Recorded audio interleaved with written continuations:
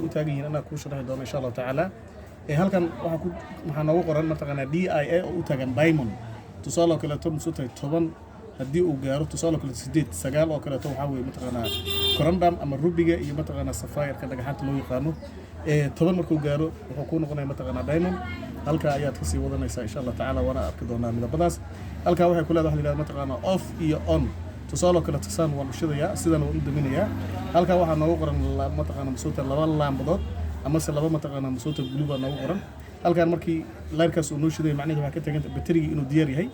waan sugeynaa ilbiriqsay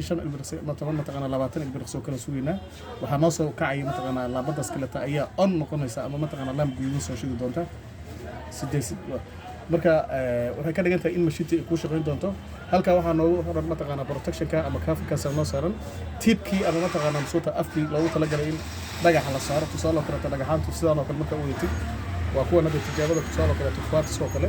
ayaa sidan u saaraysa adoo qabanaya mataqaanaa musuuta halkan u wadayaya ayaa 90 degree waxa la yiraahdaa qabanaysa sidan aad u saari doontaa insha Allah tacaala waxaan sameynaa marka mashiinta insha Allah tacaala instruction ayaa halkan ku wadataa waan shidi doonaa insha Allah tacaala halkan baterigii baa mataqaanaa loogu talagalay sidaan baan u furayaa insha Allah tacaala waan xirayaa ila soco macaamil ila soco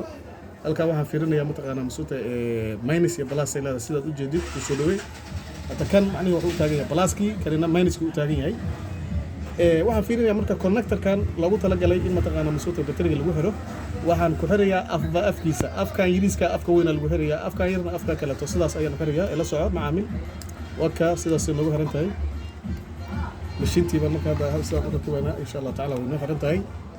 waxaan samayn doonaa marka kaafarkeedii ama qolofkii baan ku xiran doonaa insha Allah tacaala waxaan samaynaynaa marka insha Allah tacaala waan shidaynaa